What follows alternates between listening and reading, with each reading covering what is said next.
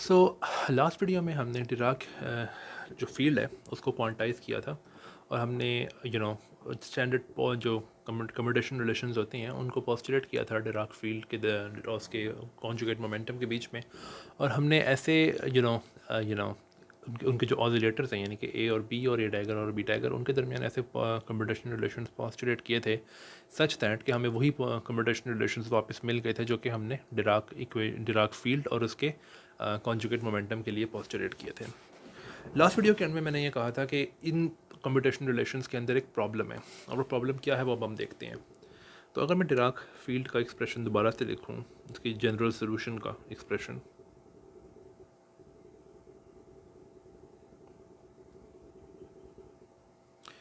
तो वो कुछ यूँ है।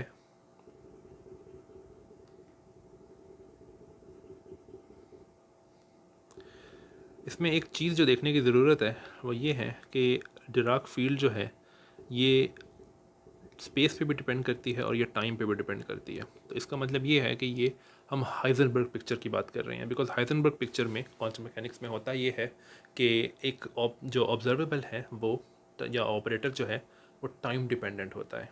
ठीक है, तो अब हम ये क्वेश्चन पूछ सकते हैं कि एक ऑपरेटर अगर टाइम डिपेंडेंट है तो उसकी टाइम डिपेंडेंट डायनामिक्स क्या हैं। तो ये पर्टिकुलर चीज़ जो है ये हमें मिलती है हाइजेनबर्ग इक्वेशन से।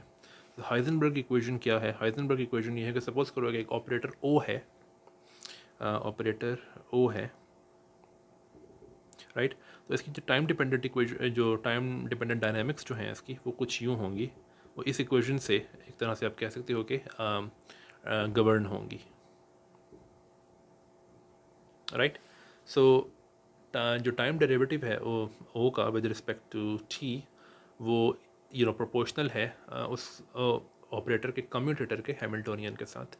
और मैंने आप देख सकते हो कि इसमें मैंने एच बार नहीं लिखा बिकॉज एच बार को हम वन कंसिडर कर रहे हैं।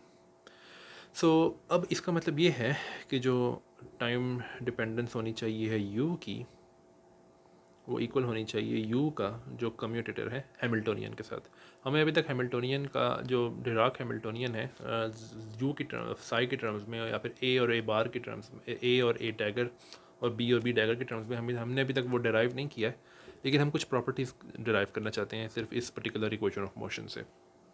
तो इसका मतलब ये है कि I times U dot is equal to U commutator with H. ठीक है, तो हम ये दोनों साइड जो है वो कैलकुलेट करते हैं और देखते हैं कि उससे हमें क्या कंक्लूजन मिलती है। सो आई टाइम्स यू डॉट जो है ये आप कैलकुलेट कर सकते हो और आपको ये रिज़ल्ट मिलेगा। या आप सिंपल है कि आप ये यू का जो एक्सप्रेशन आपने लिखा हुआ है हमने इसको डिफ्रेंशिएट करो विद रिस्पेक्ट टू टाइम और उसको आई से मल्टीप्लाई कर दो, राइट। सो लेट्स सी कि क्या बनता है। हम देखते हैं कि इसमें एक आई का फैक्टर आना है, तो वो मैं यहाँ लिख देता हूँ, एक समेशन आनी है, राइट। अब इसमें जो टाइम डिपेंडेंट पार्ट है वो सिर्फ इन एक्सपोनेंशियल्स के अंदर है। तो इन एक्सपोनेंशियल्स को ज़रा मैं खोल के लिखता हूँ और देखते हैं कि क्या आता है। सो एक एक्सपोनेंशियल जो है वो है, सॉरी, एक एक्सपोनेंशियल जो है वो है माइनस पी एक्स। इसका मतलब ये है आई ई पी टी, सॉरी ये टी है, okay, minus P dot x. और ये जब भी मैं नीचे की तरफ नीचे बार डालूँ उसका मतलब है कि ये एक थ्री वेक्टर है, यानी कि सिर्फ स्पेस कंपोनेंट्स हैं उसके अंदर। तो अगर मैं इसको डिफ्रेंशिएट करूँ विद रिस्पेक्ट टू टाइम, तो differentiate with respect to time, तो मुझे मिलेगा minus I times E P और फिर दोबारा यही एक्सपोनेंशियल मिलेगा, राइट।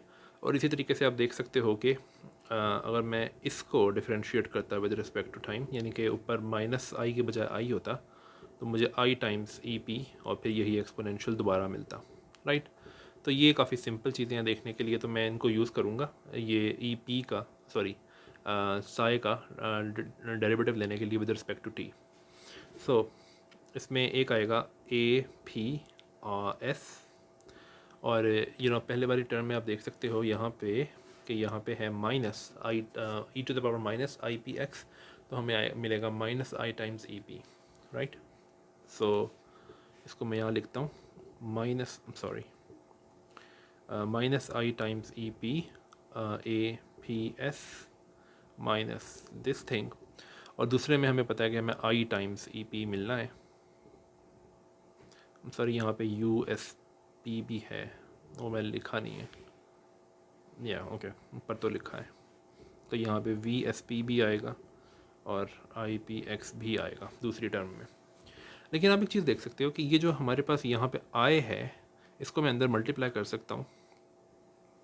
तो यहाँ पे 1 लिखूँगा और I अंदर मल्टीप्लाई होगा तो -I के साथ मल्टीप्लाई होकर 1 दे देगा और I के साथ मल्टीप्लाई होकर माइनस दे देगा, राइट। तो ये एक्सप्रेशन है I टाइम्स साई डॉट के लिए। दूसरी चीज़ जो हमें कैलकुलेट करनी है वही है ये कम्यूटेटर। वेल ये तो काफ़ी सिंपल है, बिकॉज आपको सिर्फ कम्यूटेटर किसके साथ देना है, A और B का कम्यूटेटर लेना है H के साथ। सो साई का कम्यूटेटर H के साथ क्या होगा, well simply this integration measure summation और A का कम्यूटेटर H के साथ टाइम्स USP और -IPX प्लस B का कम्यूटेटर H के साथ VSP IPX। अब हम क्या कर सकते हैं कि इन दोनों चीज़ों को हम चूँकि जानते हैं कि ये दोनों इक्वल हैं हाइजेनबर्ग इक्वेशन ऑफ मोशन के तहत, तो आप देख सकते हो कि ये दोनों तो इक्वल हैं दोनों साइड्स पे, तो इनको निगलेक्ट करो, इस समेशन को भी निगलेक्ट करो और e⁻ IPX जो है वो यहाँ पे भी है और u भी है यहाँ पे, तो इसके साथ जो भी आ रहा है यानी कि ये यहाँ पे जो है वो इक्वल होगा इसके। और इसी तरीके से e⁻IPX यहाँ पे भी है, यहाँ पे भी है, VSP यहाँ पे भी है, यहाँ पे भी है, तो जो भी इसके साथ आ रहा है यानी कि ये वो इक्वल है इसके, ठीक है। तो इन दोनों रिजल्ट्स को हम नीचे लिख सकते हैं। तो इसका मतलब ये है कि APS commutator with H is equal to, ये इक्वल था EP, यस EP APS के। और अगर मैं एक साइड पे कम्यूटेटर्स में H और A का ऑर्डर बदल दूँ तो हमें पता है कम्यूटेटर्स जो होते हैं वो एंटी सिमेट्रिक होते हैं, तो हमारे पास एक एडिशनल माइनस साइन आ जाएगा राइट हैंड साइड पे, तो माइनस, राइट। और इसी तरीके से मैं B वाला कम्यूटेटर भी इसी तरीके से लिख सकता हूँ, तो वो आप चेक कर सकते हो कि आपके पास आएगा HBS is equal to EPBPS, right. और फिर आप ये कर सकते हो कि इन दोनों कम्यूटेटर्स को इन दोनों कम्यूटेटर्स के आप डैगर्स दे सकते हो। सो पहले वाला जो कम्यूटेटर है ये वाला, इसको मैं डिटेल में करता हूँ। तो इसका डैगर क्या होगा, APS plus APS sorry minus, और इसका डैगर जो है वो इक्वल होगा APS H minus H APS, right. तो ये इक्वल आएगा इसके कि APS commutator sorry dagger dagger dagger, right. लेकिन इसको आप लिख सकते हो इस तरीके से माइनस APS, राइट। सो आप ये देख सकते हो कि जब आप इस कम्यूटेटर का डैगर लोगे तो आप सिर्फ आप ये मैंने ये यूज़ किया कि H जो है वो हर्मिशियन है, हैमिल्टोनियन हर्मिशियन होता है, तो उसको उस पर डैगर लगाने की ज़रूरत नहीं है। तो आप सिंपली A के ऊपर डैगर लगा सकते हो और एक एडिशनल माइनस साइन आएगा, राइट। तो अब आप इस रिज़ल्ट को यूज़ करके इन दोनों कम्यूटेटर्स के डैगर्स ले सकते हो। अब देखते हैं कि क्या आएगा। तो पहले वाला जो कम्यूटेटर है उसका कॉरिस्पॉन्डिंग जो डैगर आएगा वो आएगा APS डैगर, और एक एडिशनल माइनस साइन है जिसका मतलब ये है कि दूसरी साइड से माइनस साइन जो है वो ख़त्म हो जाएगा और डैगर तो उस साइड पे भी आएगा, राइट। और एनर्जी जो है वो रियल है तो उसका डैगर लेने की ज़रूरत नहीं। और जो दूसरा वाला कम्यूटेटर है वो भी बिल्कुल एग्जैक्टली सेम प्रिंसिपल पर आएगा, एक एडिशनल माइनस साइन है तो वो उस तरफ चला जाएगा इस तरह से। अच्छा, अब मेरा क्लेम ये है कि A वाले जो कम्यूटेटर्स हैं उनमें कोई मसला नहीं है, जो B वाले कम्यूटेटर्स हैं वो एक डिज़ास्टर है। क्यों? वो इसलिए क्योंकि जैसे कि मैंने पिछली वीडियो में भी कहा था कि हम हिल्बर्ट स्पेस जो है वो बनाते इस तरह से हैं कि हम एक वैक्यूम स्टेट लेते हैं। तो ये एक वैक्यूम स्टेट है और जितनी भी स्टेट्स हम बिल्ड करते हैं वो क्रिएशन ऑपरेटर्स को ऑपरेट करवाते हैं वैक्यूम स्टेट के ऊपर और इस तरह से बिल्ड करते हैं। और क्रिएशन ऑपरेटर्स कौन से होते हैं, ये डैगर वाले यानी कि A डैगर और B डैगर। सो आपके पास एक स्टेट्स हो सकती हैं वो इस तरह से हो सकती हैं कि A डैगर ऑपरेट कर रहा है एक दफ़ा या कई सारे A डैगर्स ऑपरेट कर रहे हैं डिफरेंट मोमेंटम के साथ और डिफरेंट आर्स के साथ, राइट। या फिर ऐसा भी हो सकता है कि A और B एक साथ मिक्स्ड ऐसा भी हो सकता है कि ए डैगर फिर बी डैगर एक्ट कर रहा है, फिर ए डैगर एक्ट कर रहा है, फिर दोबारा ए डैगर, तो कोई भी कॉम्बिनेशन हो सकती है। या फिर ये भी हो सकता है कि प्योरली बी डैगर्स ही एक्ट कर रहे हैं ऐसे। ठीक है, तो जो तमाम की तमाम स्टेट्स बनती हैं हिल्बर्ट स्पेस के अंदर, वो इन क्रिएशन ऑपरेटर्स को वैक्यूम स्टेट के ऊपर एक्ट करवाने से बनती हैं। अब हम ये बहुत ज़रूरी रिक्वायरमेंट है कि क्वांटम फील्ड थ्योरी कोई भी आप बना रहे हो वो बाउंडेड बिलो हो, जिसका ये मतलब है कि जो वैक्यूम स्टेट है उसकी एनर्जी जो है वो लीस्ट एनर्जी होनी चाहिए, जो कि किसी भी स्टेट की हो सकती है पूरी तहरी के अंदर। तो ऐसा नहीं होना चाहिए कि एनर्जी जो है उसका कोई लोअर बाउंड नहीं है। जो वैक्यूम स्टेट की एनर्जी है that should be the lowest energy. इसका मतलब ये है कि जो क्रिएशन ऑपरेटर्स हैं उनको कोई ऐसी स्टेट नहीं बना देनी चाहिए जिसकी एनर्जी वैक्यूम से कम हो। हम देख सकते हैं, बहुत आराम से मैं शो करूँगा ये, कि ए डैगर जो है वो ये बात मानता है लेकिन बी डैगर नहीं मानता। सो हम ये कैसे पता करेंगे? वेल, सपोज़ करो कि आपके पास एक स्टेट है जो कि ए डैगर को एक्ट करवाने से आई है वैक्यूम पे। हमने अगर इसकी एनर्जी पता करनी है तो हम इस पर हैमिल्टोनियन ऑपरेटर लगाते हैं, क्योंकि हैमिल्टोनियन ऑपरेटर दरअसल एनर्जी ऑपरेटर है, और देखते हैं कि इसकी आइगन वैल्यू क्या आती है हैमिल्टोनियन ऑपरेटर के अंडर। वेल, पहली बात आपको जो याद रखने की ज़रूरत है वो ये है कि हैमिल्टोनियन ऑपरेटर जो है वो अगर वैक्यूम पे एक्ट करे तो ज़ीरो देता है, बिकॉज वैक्यूम की जो एनर्जी है उसको हम बाय डेफिनेशन ज़ीरो लेते हैं। जिसका ये मतलब है कि हम ये नहीं चाहते हैं कि कोई एनर्जी ऐसी हो जो कि नेगेटिव एनर्जी हो, बिकॉज अगर वैक्यूम की एनर्जी ज़ीरो एनर्जी है तो वैक्यूम से कम जितनी भी एनर्जीज होंगी वो नेगेटिव एनर्जीज होंगी, राइट? ओके, सो अब अगर मैं इस चीज़ को इस तरह से लिखूं, सॉरी, कि एच, तो इसको मैं लिख सकता हूँ A P R H plus H commutator. ये आप चेक कर सकते हो, आप कम्यूटेटर को एक्सपेंड करो और आप देख सकते हो कि ये मैंने जो मैनिपुलेशन की है ये बिल्कुल ठीक है। यानी कि जब आप कम्यूटेटर को एक्सपेंड करोगे तो ये टर्म कट जाएगी और यही टर्म सिर्फ वापस आ जाएगी जो कि पहले थी। लेकिन इस तरह से लिखने का एक फ़ायदा है, वो फ़ायदा ये है कि इस टर्म में हैमिल्टोनियन जो है वो वैक्यूम पे एक्ट कर रहा है, तो ये टर्म तो हो जाएगी ज़ीरो। दूसरी बात ये है कि हमें ये कम्यूटेटर पता है, तो इसका आंसर ये है ई P A P E, sorry, zero. ठीक है, तो हमने देखा है ये कि हैमिल्टोनियन ऑपरेटर जब इस पर्टिकुलर स्टेट पे एक्ट करता है तो उसकी जो आइगन वैल्यू आ रही है वो है ई पी, और हम जानते हैं कि बाय डेफिनेशन ई पी किसी भी मोमेंटम के लिए पॉजिटिव है, तो इसमें कोई प्रॉब्लम नहीं है। ए डैगर्स जो हैं वो पॉजिटिव एनर्जी स्टेट्स बना रहे हैं, कोई प्रॉब्लम नहीं है। लेकिन अगर आप देखो कि बी क्यू कर लेते हैं, बी क्यू आर, ये किस तरह की स्टेट्स बनाते हैं? वेल, हम सेम काम इस पर भी कर सकते हैं कि इसको उस तरह से लिखें जिस तरह मैंने पहले लिखा था,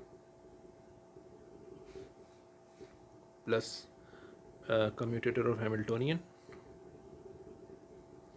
सो अगेन ये जो हैमिल्टोनियन है ये वैक्यूम को एनाइलेट कर देगा, बिल्कुल ज़ीरो कर देगा, और ये जो कम्यूटेटर है ये हमें पता है, तो ये कम्यूटेटर हम जानते हैं कि ये इक्वल है minus E Q B Q R dagger इसके। तो हमने किया कि हमने हैमिल्टोनियन ऑपरेटर एक्ट करवाया इस स्टेट के ऊपर, और इसकी आइगन वैल्यू जो है ये माइनस ई क्यूब है जो कि नेगेटिव है।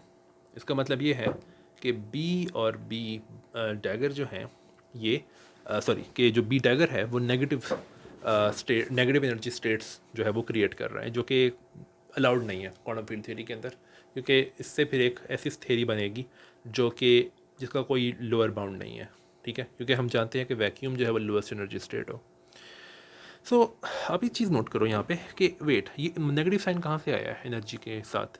वो इसलिए आया है क्योंकि ये जो कम्यूटेटर था एच का बी के साथ, बी डैगर के साथ, इसमें नेगेटिव ई था। अगर आप ऊपर जाके देखो गौर से तो अब ये कम्यूटेटर चेक करो, ये कम्यूटेटर, लेकिन ये देखो कि जो बी के साथ कम्यूटेटर है एच का उसमें तो प्लस ई है। तो क्यों ना मैं ये करूं कि मैं बी और बी डैगर जो है उनके नाम तब्दील कर दूं, और मैं कुछ यूँ करूं कि जो बी पी आर है उसको मैं कहूँ कि ये कोई और ऑसिलेटर है, लेकिन मैं अब इसको लिखूँगा, यानी कि बी क्लासिकली बी और ए जो है ये कॉम्प्लेक्स नंबर्स हैं, तो आप इनको एक नए कॉम्प्लेक्स नंबर के कॉन्जुगेट के तौर पे लिख सकते हो, इसमें तो कोई प्रॉब्लम नहीं है। और फिर उनको क्वांटाइज करो तो ये इसकी कोई इसमें कुछ एम्बिग्विटी नहीं है जो मैं अब कर रहा हूँ। ये एक और तरह की ऑसिलेटर है, लेकिन उसमें आप बार लिख लो इसको, ठीक है। और बी पी जो है पी डैगर, इसको फिर आप ऑब्वियसली इस तरह लिखोगे। तो क्वेश्चन उठता है एक कि क्या इससे प्रॉब्लम सॉल्व हो जाती है? वेल, अगर आप ऊपर जाके कम्यूटेटर्स में यहाँ पे आप बी टिल्जा डैगर एस कर दो और यहाँ पे इस तरह करो जिस तरह मैंने रीनेम किया है, तो यहाँ पे भी बी टिल्जा डैगर आ जाएगा और यहाँ पे बी टिल्जा आ जाएगा। तो अब आप कहोगे ओके देखो ना, अब यहाँ पे एज के साथ जो कम्यूटेटर है बी डैगर का, उसमें तो पॉजिटिव एनर्जी आ रही है, राइट। तो अब तो ये प्रॉब्लम सॉल्व हो गई है कि अब बी टिल्डा डैगर जो है, यानी कि ये पॉजिटिव एनर्जी स्टेट्स क्रिएट करेंगे। Well actually that's true, but उससे एक और प्रॉब्लम शुरू हो जाती है। प्रॉब्लम जो शुरू होती है वो ये है कि जो ये स्टेट्स क्रिएट करेंगे बी डैगर टिल्डा, उनका नॉर्म नेगेटिव होगा, जो कि एक बिल्कुल अलाउड नहीं है क्वांटम मैकेनिक्स के अंदर कि कोई ऐसे वेक्टर्स हों हिल्बर्ट स्पेस के अंदर जो कि फिजिकल स्टेट्स को कॉरेस्पॉन्ड करते हों और उनका नॉर्म नेगेटिव हो। वो इसलिए क्योंकि ये स्टेट्स का जो क्या कहते हैं वो होता है जो इनर प्रोडक्ट होता है, नॉर्म नहीं कहना चाहिए बल्कि इनर प्रोडक्ट कहना चाहिए। इनर प्रोडक्ट नेगेटिव होगा कि जो स्टेट्स का इनर प्रोडक्ट होता है वो कॉरेस्पॉन्ड करता है प्रोबेबिलिटीज़ को, तो ये बिल्कुल नेगेटिव नहीं होना चाहिए। तो ये मैं प्रूव करता हूँ कि ये नॉर्म नेगेटिव होती हैं ऐसी पर्टिकुलर कंडीशन के अंदर। तो मैंने जो रीनेम्ड ऑसिलेटर्स हैं उनके साथ जो कम्यूटेशन रिलेशंस हैं उनको इस तरह से लिखा है, आर पी वो इक्वल है ई पी के और बी पी आर, और इसी तरीके से एच पी डैगर आर ये इक्वल है माइनस ई पी। सो फार सो गुड।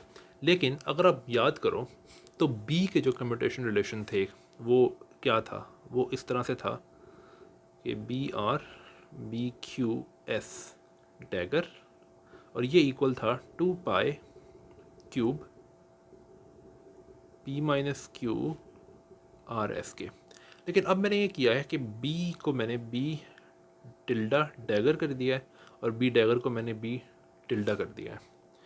अब अगर मैं ये करूं कि मैं चाहता अगर ये हूं कि जो लेफ्ट हैंड साइड है वहाँ पे डैगर जो है वो बाद में आए और जो अनडैगर्ड है यानी कि डैगर के बगैर जो है वो पहले आए, तो मैं इनको ऑब्वियसली स्वाप कर सकता हूँ। लेकिन चूँकि कम्यूटेटर्स में एक नेगेटिव साइन मौजूद है, सॉरी चूँकि कम्यूटेटर जो है एंटी सिमेट्रिक होते हैं, तो इसका मतलब ये है कि स्वाप करने से राइट हैंड साइड पर एक नेगेटिव साइन आ जाएगा, राइट।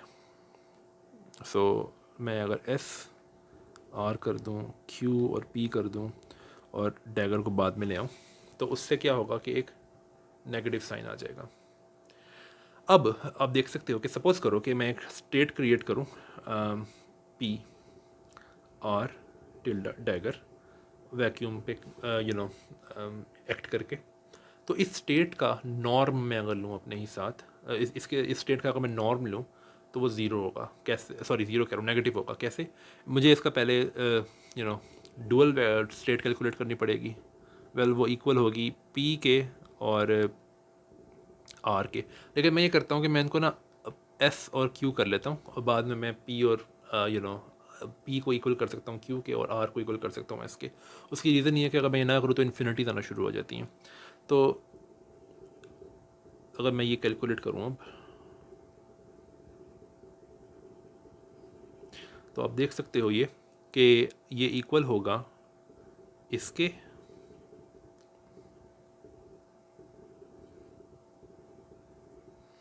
प्लस इसके। ये बिल्कुल पहले वाला ट्रिक मैं यूज़ कर रहा हूँ जो कि मैंने हैमिल्टोनियन वाली कैलकुलेशंस में यूज़ किया था।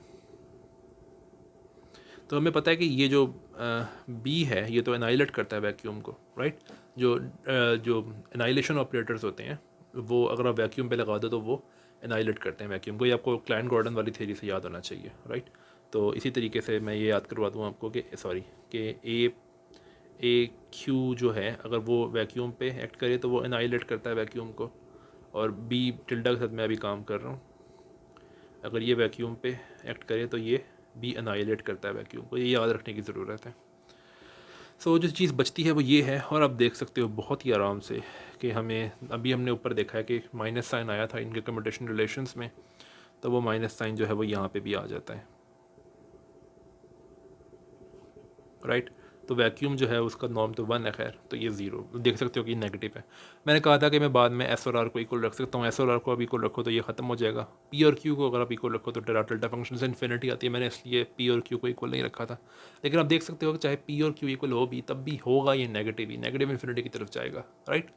तो ये एक प्रॉब्लम है। तो इसका मतलब है कि ये जो प्रॉब्लम थी कि बी जो है ये क्या कहते हैं इसको, ये जो है नेगेटिव एनर्जी क्रिएट करते हैं, उसका सलूशन ये नहीं है कि आप बी और बी डैगर को रीनेम कर दो और बी डैगर को किसी तरीके से बी टिल्डा बना दो और बी को आप बी डैगर से बी टिल्डा डैगर बना दो। क्योंकि उससे प्रॉब्लम ये होती है कि स्टेट्स के जो नॉर्म्स हैं वो नेगेटिव होते हैं, चाहे उनकी एनर्जी पॉजिटिव हो लेकिन उनके नॉर्म्स नेगेटिव होते हैं। तो फिर सोल्यूशन क्या है? उसका सोल्यूशन ये है, अगर आप गौर से नोट करो तो सोल्यूशन बहुत आसान है। सोल्यूशन ये है कि आप ये पहले तो ये क्वेश्चन पूछो कि ये नेगेटिव साइन जो है ये आया कहाँ से है। नेगेटिव साइन इसलिए आया है क्योंकि ये बी टिल्डा और बी टिल्डा डैगर जो है इनके कम्यूटेशन रिलेशन में नेगेटिव साइन था। बट ये नेगेटिव साइन कहाँ से आया था? ये नेगेटिव साइन तब आया था जब मैंने इनको स्वाप करके लिखा था। यानी कि जब मैंने बी और बी टिल्डा को रीनेम किया था, सॉरी बी और बी डैगर को रीनेम किया था, तो हुआ ये था कि आपको याद होगा कि अगर आपको नहीं याद तो आप रिवाइंड करके देख लो वीडियो, कि यहाँ पे बी टिल्डा डैगर आ गया था और यहाँ पे बी टिल्डा आ गया था। मैंने कहा था नहीं, मुझे डैगर वाला बाद में चाहिए, राइट। तो मैंने जब स्वाप किया था तो ये नेगेटिव साइन आ गया था, जो ये वाला नेगेटिव साइन है। बट ये नेगेटिव साइन तब ना आता अगर कम्यूटेटर जो है वो एंटी सिमेट्रिक ना होता। तो इसका मतलब है कि जो कम्यूटेटर्स की एंटी सिमेट्री है वो प्रॉब्लम है। तो मैं क्या कर सकता हूँ? मैं कुछ ऐसा अगर लेकर आऊँ एंटी कम्यूटेटर सॉरी मैं कुछ ऐसा लेकर आऊँ अगर कम्यूटेटर्स की जगह पे जो कि सिमेट्रिक हो, तो ये प्रॉब्लम ख़त्म हो जाएगी। तो ऐसा क्या है जो कि सिमेट्रिक है? वेल, वो है एंटी कम्यूटेटर्स। सो अगर आपको याद ना हो तो एंटी कम्यूटेटर्स का मतलब ये होता है कि सपोज़ करो दो ऑपरेटर्स हैं ए और बी, तो उनका एंटी कम्यूटेटर का मतलब होता है ए बी प्लस बी ए। और कंट्रास्ट के लिए आप इसको कंपेयर कर सकते हो कम्यूटेटर से। कम्यूटेटर में बीच में माइनस साइन होता है, राइट। तो आप देख सकते हो कि एंटी कम्यूटेटर जो है वो सिमेट्रिक है ए और बी में। तो अब अगर मैं तो एक क्वेश्चन ये उठता है कि क्या मैं अगर एंटी कम्यूटेटर से स्टार्ट करता, यानी कि अगर मैं ये स्टार्ट में मैंने जो साए, अगर मैं पीछे जाऊँ तो ये मैंने जो कम्यूटेटर्स के साथ काम कर रहा था, साए और साए डैगर के साथ, अगर मैं स्टार्ट से ही एंटी कम्यूटेटर से स्टार्ट करता तो फिर मुझे जो पोस्टुलेट करने पड़ते हैं एंटी कम्यूटेटर्स, सॉरी यहाँ पे नीचे आना पड़ेगा मुझे, ऊपर सॉरी। तो यहाँ पे अगर मुझे ये जो पोस्टुलेट करने पड़ेंगे यहाँ पे ए और ए डैगर के दरमियान, ये कम्यूटेटर्स नहीं होंगे बल्कि एंटी कम्यूटेटर्स होंगे। और ऑब्वियसली फिर बी के लिए भी वहीं आएंगे। तो फिर ये प्रॉब्लम जो है ये बी के लिए सॉल्व हो जाएगी। हम जैसे कि हमने देखा है कि वो माइनस साइन आ ही इसलिए रहा है बिकॉज जो कम्यूटेटर्स हैं वो एंटी सिमेट्रिक हैं, राइट। और आप ये भी चेक कर सकते हैं हम बहुत आराम से कि ए के लिए कोई प्रॉब्लम नहीं आएगी अगर हम कम्यूटेटर्स की जगह एंटी कम्यूटेटर्स यूज़ करें। एक क्वेश्चन ये उठता है कि अगर मैं सपोज़ करो कि मैं यहाँ पे एंटी कम्यूटेटर्स ले आऊँ कम्यूटेटर्स की जगह पे हर जगह, तो अगर मैं यहाँ एंटी कम्यूटेटर ले आऊँ, यहाँ पे एंटी कम्यूटेटर ले आऊँ और यहाँ पे एंटी कम्यूटेटर ले आऊँ, राइट। तो क्वेश्चन अभी भी ये उठता है कि क्या इन दोनों एंटी कम्यूटेटर्स से जो ये वाला एंटी कम्यूटेटर है वो क्या उसी के इक्वल आएगा जो कि हमने ऊपर लिखा था। यानी कि अगर मैं यहाँ पे भी एंटी कम्यूटेटर्स कर दूँ तो क्या ये एंटी कम्यूटेटर आता है? वेल, बहुत आसान है देखना कि यही आता है। बिकॉज होगा ये कि अगर आपको याद हो, मैंने मिटा दिया वो सारा, कि यहाँ पे और यहाँ पे मैंने ए और ए डैगर का कम्यूटेटर लिखा था। तो अगर मैं सिर्फ एंटी कम्यूटेटर कैलकुलेट कर रहा हूँ तो वहाँ पे कम्यूटेटर की जगह एंटी कम्यूटेटर आ जाएगा और उनकी वैल्यूज़ तो अभी भी नहीं बदली हैं, वैल्यूज़ तो एग्जैक्टली अभी भी वही हैं जो कि पहले थी। तो ये जो रिज़ल्ट है एंड में जो आया था, यानी कि ये वाला रिज़ल्ट, ये अभी भी वही होगा, राइट। ये आप चेक कर सकते हो अगर आपको ये थोड़ा सा इबहम है इसमें, लेकिन ये है बड़ा आसान देखना। अगर आपके पास सारी की सारी डेरिवेशन मौजूद है लिखी हुई, तो आप देख सकते हो कि जहाँ पे कम्यूटेटर्स थे ए और ए डैगर के, वहाँ पे एंटी कम्यूटेटर्स कर दो तो ये रिजल्ट एग्जैक्टली उसी तरीके से आता है। तो ये सारे का सारा जो हमने काम किया है वो एक तरह से सबक है। सबक ये है कि जो डिराक फील्ड है, यानी कि जो स्पिनर्स हैं, ठीक है, स्पिनर फील्ड जो है उसके लिए हमें एंटी कम्यूटेटर्स एज्यूम करने चाहिए, सॉरी पोस्टुलेट करने चाहिए, ना कि कम्यूटेटर्स। बिकॉज अगर कम्यूटेटर्स एज्यूम करेंगे तो या तो ये होगा कि नेगेटिव नॉर्म स्टेट्स आना शुरू हो जाएंगी, और अगर नेगेटिव नॉर्म स्टेट्स को आप अवॉइड करते हो तो फिर नेगेटिव एनर्जी स्टेट्स आना शुरू हो जाएंगी, तो दोनों में प्रॉब्लम है, राइट। तो एट द एंड जो क्वांटाइज्ड डिराक फील्ड है वो कुछ यूँ है, क्वांटाइज्ड डिराक फील्ड जो है वो यूँ है।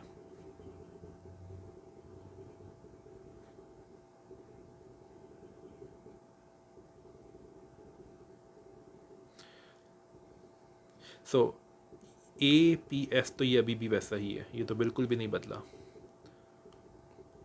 सो अब यहाँ पे B आना था, लेकिन B को मैंने रीनेम कर दिया था B टिल्डा डैगर से VSPIPX, ठीक है। ये क्वांटाइज डिराक फील्ड है, और जो कम्यूटेशन रिलेशंस हैं, अगर आप इसको कंपोनेंट फॉर्म में लिखना चाहते हो तो ये कंपोनेंट इस तरह लिखे जा सकते हैं, और इसके जो कम्यूटेशन रिलेशंस हैं वो, सॉरी कम्यूटेशन रिलेशंस कह रहा हूँ, एंटी कम्यूटेशन रिलेशंस वो ये है, और जो A और B के दरमियान एंटी कम्यूटेशन रिलेशंस हैं वो वही हैं जो कि मैंने ऊपर लिखे थे।